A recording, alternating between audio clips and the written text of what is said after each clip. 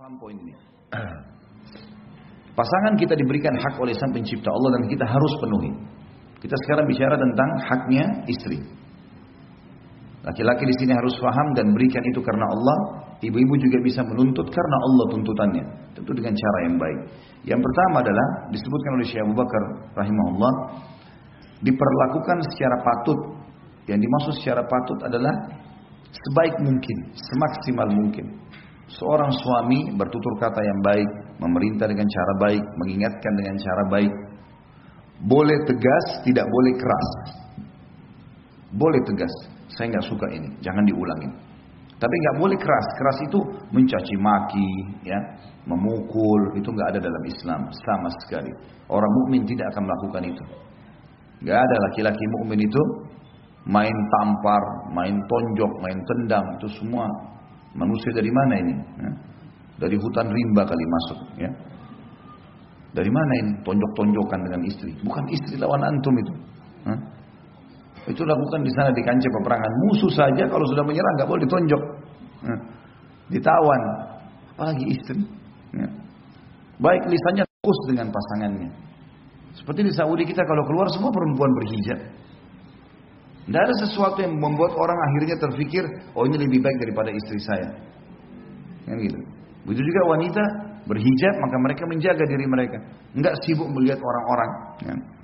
Walaupun kalau ada interaksi yang tidak bisa kita hindari kayak di pasar, kayak gitu, harus. Tapi biasanya yang bahaya tontonan, karena tontonan itu kan kita duduk siap menonton, kan itu.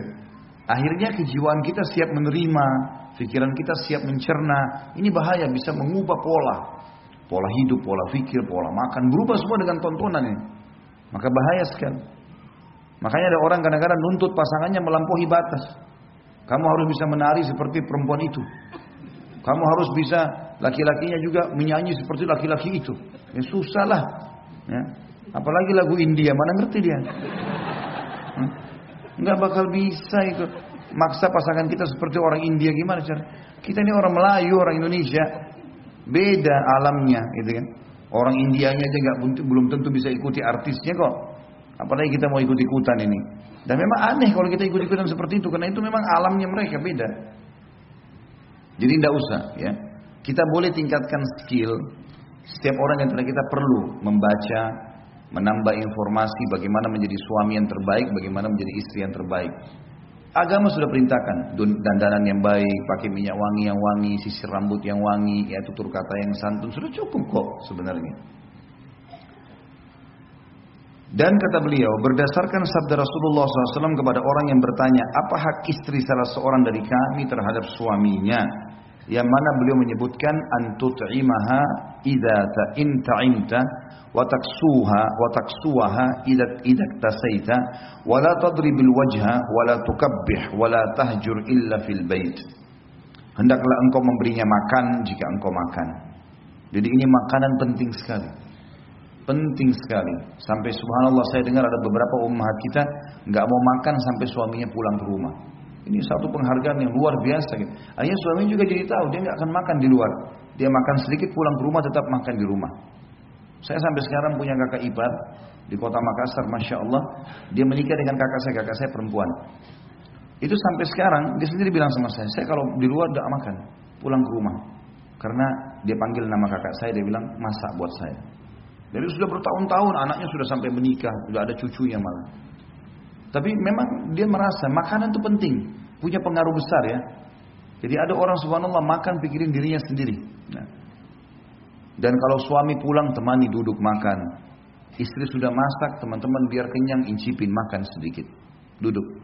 Puji makanan itu. Royal dengan pujian kepada pasangan penting. Puji, enggak apa-apa. Asal betul, tidak ada kedustaan, gitu ya. Dalam arti kata sini pujiannya positif. Misal kita mengatakan makanannya masya Allah masih hangat ya. Yang positifnya mana? Mungkin makanannya asin, tapi kita cari yang positifnya. Oh ini makanan hangat enak ya, cocok kalau musim lagi udara begini. Ini pas sekali bumbunya atau apalah ya. Mungkin kalaupun ada kekurangan sedikit nanti lain kali dikurangin ininya ya, dengan santun dengan baik. Ya. Kan bisa semuanya nih, asal mau saja masalahnya. Kita kadang-kadang tidak mau atau bahkan mungkin belum punya pengalaman, belum tahu akhirnya tidak melakukannya. Atau mungkin kedangkalan pemahaman terhadap hukum syar'i. Rasulullah SAW menyebutkan hak pertama bukan rumah, bukan transportasi, makanan. Berarti makanan punya pengaruh besar. Sampai saya pernah bilang di dalam pelatihan rumah tangga, saya bilang ibu-ibu kalau mau suaminya tenang di rumah, penuhi 3 hal. Tatapan matanya, perutnya, dan kemaluannya. Karena memang wanita, laki-laki itu suka kalau dia pulang ke rumah, semua sudah rapi, istrinya sudah wangi. Tatapan mata, dia akan rindu untuk cepat kembali ke rumah. Ya. Kalau setiap pulang ke rumah, ngomong, mulutnya Masya Allah baunya. Ya. Dekat sedikit juga ketiaknya baunya Masya Allah. Ya. Larilah si suami. Dia berharap pulang, kapan istri saya tidur nih, mudah-mudahan. Kalau saya pulang dia sudah tidur. Ya. Karena takut ketemu. Kadang-kadang ada perempuan gitu dinasihatin. Bagaimana cara bahasanya? Ini saya baru beliin odol baru ya. Nggak ngerti dia. Ini odol baru ini wangi gitu. Dia nggak ngerti. Oh iya dikasih pembantu. Atau dia taruh saja dia nggak pakai. Ini harus peka memahami masalah-masalah seperti ini. Sensitif sekali. Baiklah, masalah makanan penting. Dan teman-teman kalau makan sesuatu di luar enak, laki-laki belikan istri. Bawa ke rumah. Ini tadi saya makan enak, beliin. Oh saya sudah kenyang, gak apa-apa, yang penting kamu sudah tahu, tadi saya makan ini. Kan dia merasa ada kontak batin. Karena makanan kita perhatian, begitu juga dengan istri. Beli makanan apapun, keluar sama teman-teman, lagi ke Bogor, lagi kemana, keluar sama keluarga, tentu ada mahramnya misalnya sama keluarga. Mungkin pulang bawa makanan khas. Tadi saya makan ini enak loh. Ya. Bungkusin, buatin buat suami misalnya, itu penting. Memberinya pakaian jika engkau berpakaian. Ini yang tadi saya bilang berimbang di antara keduanya. Berimbang ya. Pakaian-pakaian dipakai semuanya bagus, santun, baik, ya. Dan boleh kita menikmati pakaian, ya. Tidak ada masalah. Janganlah memukulnya pada wajah dan jangan menjelek-jelekkan. Ini yang paling banyak berbekas pada jiwa wanita, bapak-bapak sekalian. Jangan pernah jelekin dia. Udah selesai. Gak usah bilang kamu dasar pendek, kamu dasar gembrut, kamu dasar begini. Ini hindari semua. Karena kata-kata yang kita ucapin itu terekam sampai dia mati. Kata-kata yang dia ucapin bagi kita sudah dibuang. Makanya salah satu karakter wanita yang saya bilang adalah tanda kutip pendendam. Laki-laki tidak. Nah, sudah tahu buktinya kan? Pernah saya jelasin yang lalu. Sekarang bapak-bapak kalau lagi ribut sama istrinya, baca WA-nya nih. Oh macam-macam tulisannya. Kita marah pertama. Tapi 2 hari lagi kira-kira diapain WA-nya? Dihapus. Ngaku gak? Iya kan? Paling dihapus, sudahlah, sudah selesai, gak usah disimpan. Ibu-ibu saya tanya, kalau bertengkar sama suami, dihapus WA-nya? Nah, masalahnya itu. Biar sudah 1 tahun yang akan datang lagi baikan nih, lagi keluar kota sama-sama. Terus sempat tersebutkan ada satu masalah yang dulu, itu kan dulu pernah begini. Bahkan kau pernah WA begini. Enggak, kata suaminya mana? Ini buktinya. Masih ada. Nah, jadi perempuan tuh cocok jadi penyelidik. Suka nyimpan-nyimpan. Sekarang ibu-ibu saya ajar caranya, ikuti cara laki-laki dalam masalah ini. Ada sesuatu, udah selesai, clear masalahnya, hapus semuanya. Gak boleh disimpan. Karena itu pemicu syaitan. Bahaya sekali. Gak usah ingat-ingat kata-katanya lagi. Sudah selesai. Orang mukmin harus clear. Orang sudah, Allah saja kalau kita minta maaf dimaafin kok. Dan dihapusin semua bekas-bekasnya. Masa kita enggak gitu ya. Jadi hati-hati, jangan pernah memukul wajah terutama. Wajah itu dimuliakan sama Allah. Banyak orang tampar segala macam ini, hati-hati bapak-bapak. Dan jangan menjelek-jelekkan. Jangan menjelek-jelekkan. Wajah istri untuk dicium, bukan untuk ditampar. Ya, untuk ditatap, bukan untuk ditampar. Hati-hati. Banyak laki-laki yang luar biasa kasarnya. Ya. Jangan menjelek-jelekkan, jangan pernah jelekkan dia, jangan pernah jelekkan perbuatannya, karena berbekas semuanya. Jadi rangkul untuk keluar dari masalah itu.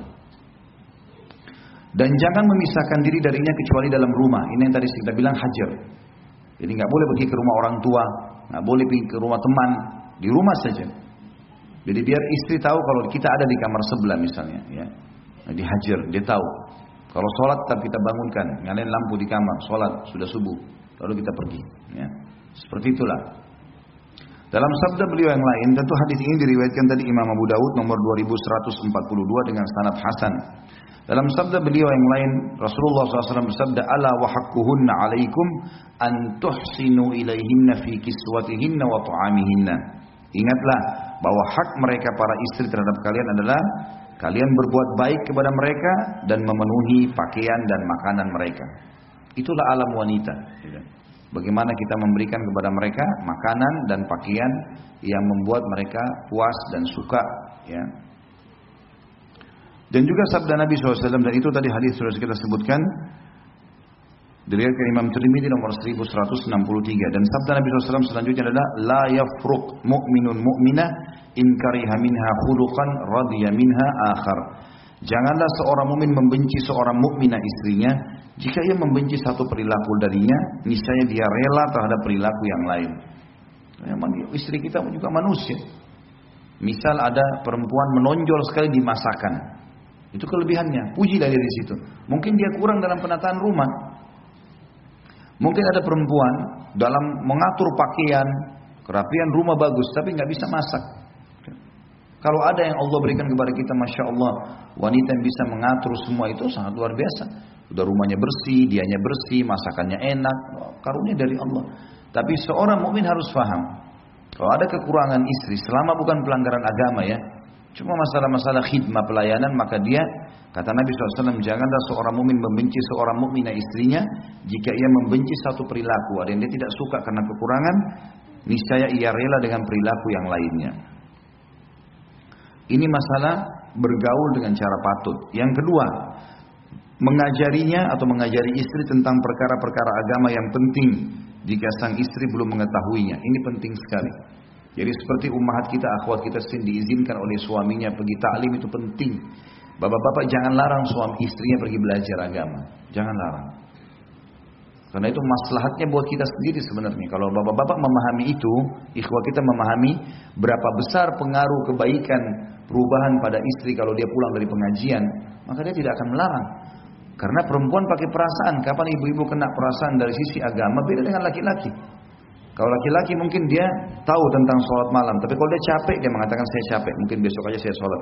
Perempuan belum tentu begitu. Mungkin kalau dia kena perasaan secara keimanan, walaupun capek dia bisa bangun sholat malam. Karena perasaan beda. Ya. Di sini kita harus mengajarkan dan membiarkan mereka mendalami agama yang dalam, ya, baik itu dengan cara hadiri pengajian atau kita memberikan fasilitas yang lengkap. Sekarang sudah ada internet, ya, dengan segala macam perusahaannya berbeda-beda bersaing, ya, sudah sangat cepat kita bisa pasang di TV. Ya, saya pernah mengunjungi rumah seorang Muslim, saudara kita. Dia lihatin ke saya, jadi dia sudah pakai internet yang cukup bagus di rumah, semuanya sudah tinggal acara ceramah. Istrinya pun habis masak, dia lagi di kantor tinggal putar YouTube ceramah, Ustadz Fulan, tinggal nonton saja. Karena biasanya kalau acara TV, kalau luput jamnya kita nggak bisa kan. Kalau di YouTube kan kita bisa ulang-ulang, bisa kita pilih lagi, bisa dinonton lagi, walaupun kita tidak sempat hadir tadinya. Positif, siapkan fasilitas itu di rumah. Jadi buat di rumah itu betul-betul suasana Islami dan disiapkan semua fasilitasnya. Atau mengizinkannya untuk menghadiri majelis-majelis taklim untuk belajar karena kebutuhannya untuk mempelajari agamanya dan mensucikan jiwanya lebih besar daripada kebutuhannya terhadap makanan dan minuman yang juga wajib dipenuhi sebagaimana firman Allah Subhanahu wa taala dalam surat Tahrim ayat 6. A'udzu billahi minasyaitonir rajim, ya ayyuhalladzina amanu qu anfusakum wa ahlikum nara. Al-ayat. Hai orang beriman, pelihara dirimu dan keluargamu dari api neraka. Maksudnya buat dia faham agama supaya dia tidak berbuat hal-hal yang berbau agama. Saya sedih kalau melihat atau mendengar sebagian akhwat kita atau umat kita mengeluh, ya kadang-kadang kami mau pergi ta'lim dilarang oleh suami. Sayang sekali. Dia tidak faham kalau suaminya tahu bagaimana pengaruh secara kejiwaan karena hadir di pengajian itu luar biasa. Dia akan lebih santun dengan suaminya, dia akan lebih khidmah, dia akan lebih takut kepada Allah dalam hak-haknya, itu akan tertanamkan, ya. Kata beliau, istri termasuk keluarga yang harus dipelihara dari ancaman api neraka, yaitu dijaga dengan keimanan dan amal soleh. Sedangkan amal soleh itu harus dengan ilmu sehingga bisa melaksanakannya dengan benar sesuai dengan tuntunan syariat. Hal ini berdasarkan sabda Rasulullah sallallahu alaihi wasallam dalam sebuah hadis yang diriwayatkan oleh Imam Bukhari Muslim dan Imam Tirmidzi juga meriwayatkan nomor 1163. Jadi tentu hadis ini sahih karena riwayat Bukhari Muslim. Rasulullah SAW bersabda, "Ala wastausu bin nisa'i khaira, fa innahunna awanin au asiratun indakum." Ingatlah, berbuat baiklah terhadap para wanita karena mereka adalah tawanan yang ada pada tangan kalian. Bapak-bapak, saya kasih resep sederhana, walaupun ini rahasia di antara kita, cuma pakai mic apa boleh buat. Ibu jadi dengar, gitu kan? Tidak bisa matiin, harus dengar gitu. Jadi kalau istri berbicara sesuatu, sekali lagi, omongan-omongan yang tidak nyaman, tinggalkan saja. Ditinggalkan maksudnya tidak usah dihiraukan, tetap ada di situ tapi nggak usah dihiraukan. Kita buat teh sendiri, kita buat kopi, kembali lagi dengarin, biarin saja, anggap orang sedang berdongeng. Biarin dia ngomong, nggak apa-apa. Itu kuncinya. Dan jangan terpengaruh dengan setiap statementnya perempuan, karena perempuan kalau sampaikan sebuah statement, dia tidak pikir jangka panjangnya, sekarang saja. Lagi marah ya sekarang, mau cerai, mau mati, mau apa, terserah, nggak mau tahu. Kalau kita laki-laki kan berpikir panjang, makanya perceraian ditaruh di tangan laki-laki.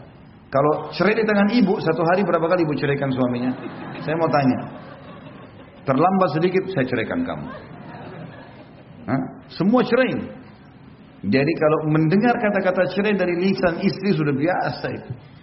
Itu sudah, jangan dihiraukan, jangan menjadi beban pikiran. Nah, anggap angin lalu. Kalau dia ngomong sesuatu yang positif baru kita tanggapi. Itu yang dilakukan Umar bin Khattab. Istrinya marah, ngoceh-ngoceh, dibiarin sama Umar. Sampai ada sahabat mau mengeluh, istrinya juga bicara begitu di rumah. Oh, ternyata rumah Umar didengar dari luar suaranya istrinya Umar. Kau Umar begini, kamu begitu, kamu begini, segala macam. Umar diam saja. Orang ini pulang. Akhirnya Umar dengar ada orang dari depan pintu. Dibuka pintu sama dia. Dikejar orang itu. Kenapa kau pulang? Amir Mu'minin, masalah kita sama.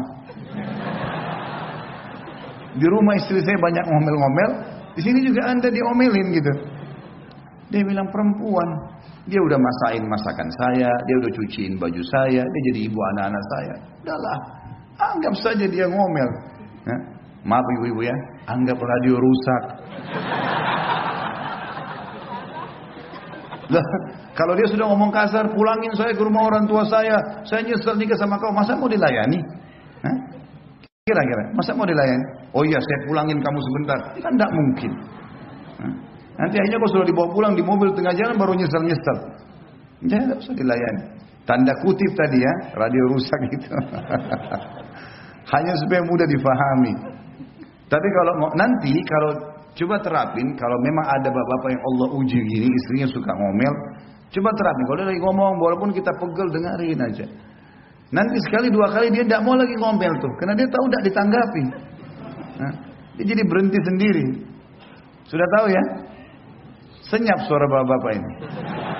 Entah paham atau enggak ini. Itu rahasia susah didapat itu ya. Baiklah. Sabda Nabi SAW sini yang mulia, ingatlah, berbuat baiklah terhadap kaum wanita, masuk dalamnya adalah bertutur kata yang baik. Tidak usah terlalu ditanggapi permasalahan yang diucapkan. Karena banyak laki-laki begitu, terlalu terbawa dengan arus perkataan istrinya.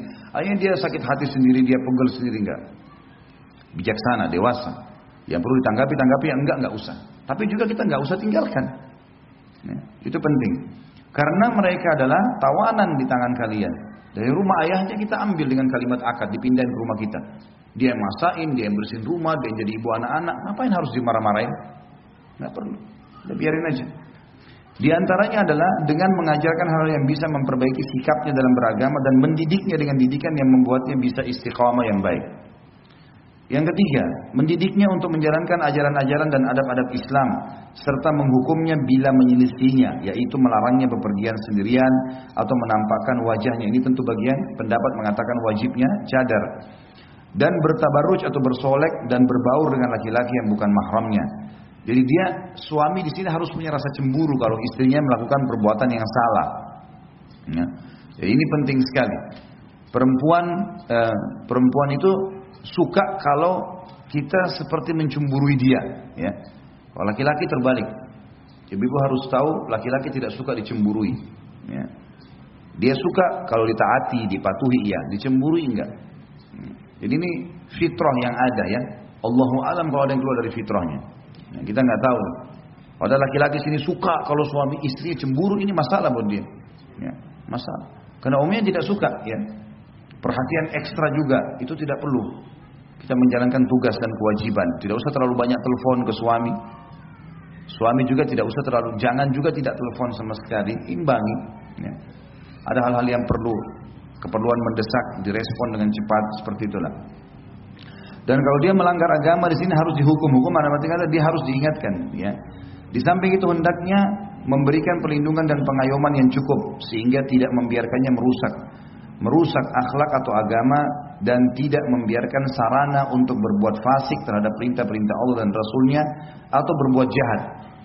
Karena suami adalah penanggung jawab istrinya, berkewajiban menjaga dan memeliharanya sebagaimana firman Allah di dalam surah An-Nisa ayat 34, A'udzubillahi minasyaitonirrajim, ar-rijalu qawwamuna 'alan nisa. Kaum laki-laki adalah pemimpin bagi kaum wanita. Juga dalam hadis Bukhari Muslim, Imam Bukhari nomor 893, Imam Muslim 1829, Rasulullah SAW bersabda, "War-rajulu ra'in fi ahlihi wa huwa mas'ulun ar-ra'iyyati." Laki-laki adalah pemimpin bagi keluarganya dan akan diminta pertanggungjawabannya terhadap keluarga yang dipimpinnya. Jadi kita bertanggung jawab terhadap pelanggaran-pelanggaran istri juga. Jadi kalau ada istri tidak pakai hijab, dia tidak sholat, suaminya bertanggung jawab itu. Beda kalau sebaliknya ya. Kalau suami melanggar ya, agama, tugas istri mengingatkan, tapi bukan kewajiban dia seperti kewajiban suami terhadap istri. Karena posisi suami pada istri sama dengan posisi orang tua pada anak. Salah anaknya maka dia bertanggung jawab, salah istri dia bertanggung jawab. Ya, dan tidak terjadi hal yang sama bagi perempuan. Jadi misalnya kalau suaminya melakukan hal yang salah di luar sana, dia dengar, dia nasihat, dia boleh nasihat, tapi dia tidak tanggung jawab. Karena dia tidak punya kewajiban perempuan mengawasi suaminya lagi buat apa di luar. Tapi istri harus suaminya mengawasi. Lagi ngapain di rumah? Kerja apa? Ketemu sama siapa? Tamu siapa yang datang? Harus dengan izinnya semua. Ya. Yang keempat, bersikap adil bila dia poligami tentunya terhadap para istri jika memang dimadu. Yaitu adil dalam memberi makanan dan minuman, pakaian, tempat tinggal dan juga giliran. Ya. Tentu di sini termasuk dalam adil. Kalau istri pertama memiliki misalnya 2 anak, istri kedua misalnya baru nikah, belum punya anak, maka tentu beda dari sisi nafkah dan makanan. Dan ada anak-anak, gitu kan? Kalau mau lebih adil lagi, maka setiap istri diberikan hak yang sama, kemudian nanti anak-anak diberikan hitungan sendiri. Maka itu jauh lebih tenang, ya, lebih baik. Memberi makan dan minum, pakaian, tempat tinggal. Dan kalau seorang suami berpoligami, dia berikan istrinya yang satu baju, misalnya ada pesanan, harga 200.000 misalnya. Kita tahu yang istri yang lain tidak butuh baju itu, maka kita kasih nilainya. Tetap harus adil, nggak boleh tidak. 200.000 sini, 200.000 kasih ke sana. Buat penilaian ya, yang harus ada, tidak boleh tidak. Walaupun istri kita tidak harus tahu dalam masalah poligami itu. Misalnya, ini tadi saya beliin baju dia, gitu kan, 200.000. Kamu kan tidak butuh, saya kasih duitnya, nggak usah dibahasakan itu. Ya. Karena kalau dibahasakan nanti dia akan bertanya panjang, bajunya seperti apa, warnanya apa, ya. Tidak perlu. Kita sudah tahu, tulis di laptop atau di data kita pribadi di handphone kalau istri ini punya hak 200.000, hak 1 juta.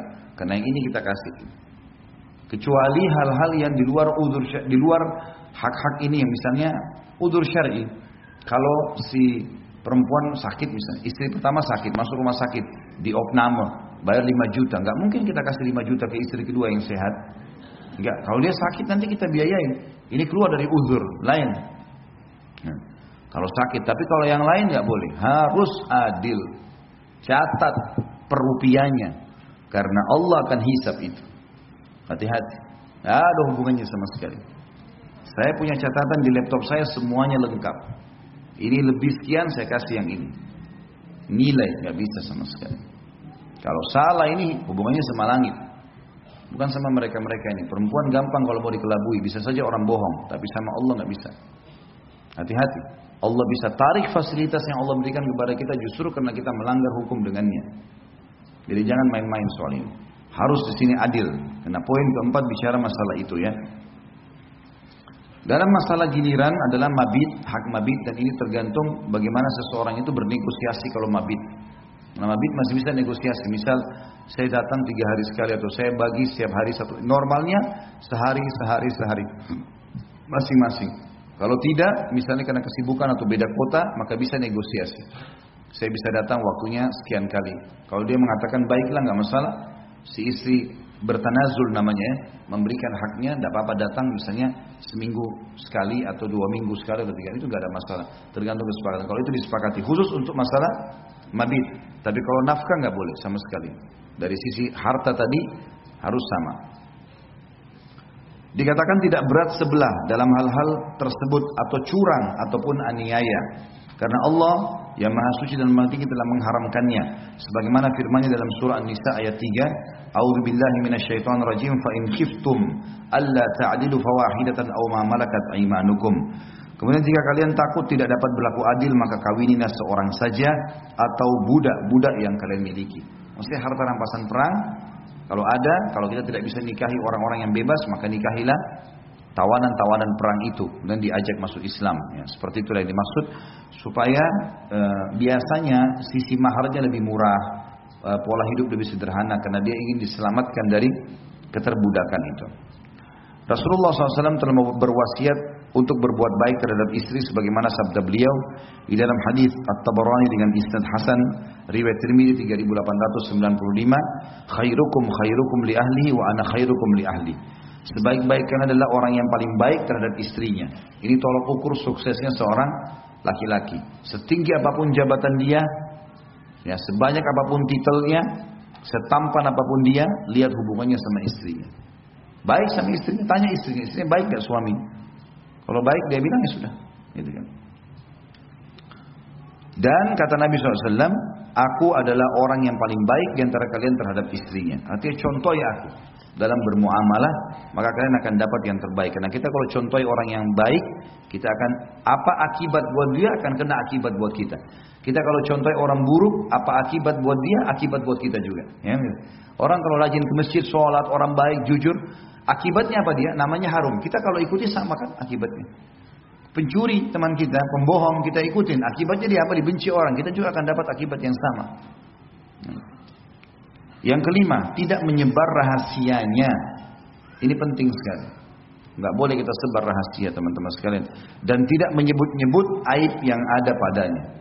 Ini yang luput banyak orang-orang kita di Indonesia. Luar biasa gitu. Sampai suaminya atau istrinya itu semua orang tahu siapa dia. Diceritakan segala satu keburukannya. Nah, jangan. Walaupun sudah cerai, teman-teman sekalian nggak boleh ceritain aib orang. Nggak boleh. Orang umum saja nggak boleh kita ceritain aibnya, apalagi pasangan kita. Jangan. Ada orang dia jengkel karena salah satu perilaku atau dia tidak cocok, kemudian dia sebarkan sana sini, itu tidak boleh. Tidak menyebarkan rahasia dan tidak menyebut-nyebut aib yang ada padanya, karena suami adalah kepercayaannya dan yang dituntut untuk menjaga dan melindunginya. Hal ini berdasarkan sabda Rasulullah SAW, Inna min asyarrin nasi indallahi manzilatan yawmal qiyamah ar-rajulu yufdi ila imra'atihi wa tufdi ilaihi thumma yanshuru sirraha. Hadis ini hadis sahih riwayat Imam Muslim 1437. Sesungguhnya seburuk-buruk kedudukan manusia di sisi Allah pada hari kiamat adalah laki-laki yang menggauli istrinya dan istrinya pun yang menggauli suaminya, lalu suaminya menyebarkan rahasianya. Riwayat lain, lalu keduanya menyebarkan rahasia pasangannya. Terutama dalam masalah biologis, nggak boleh cerita. Udah selesai. Allah kasih kelebihan pasangan kita, udah selesai.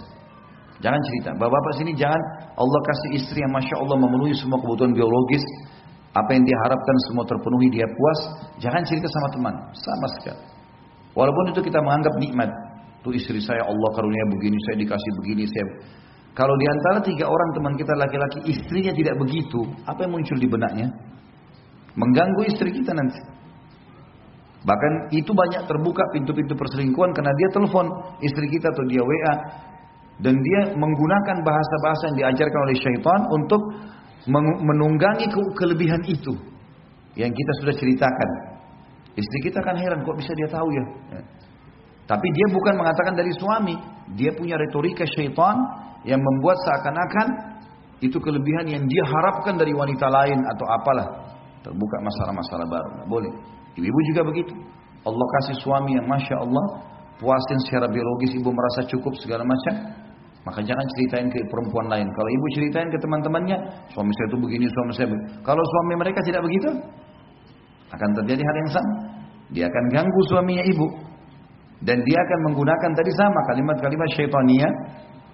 Seakan-akan dia berharap laki-laki seperti ini, seperti itu. Padahal itu ada pada diri kita. Akhirnya nanti kita terpengaruh.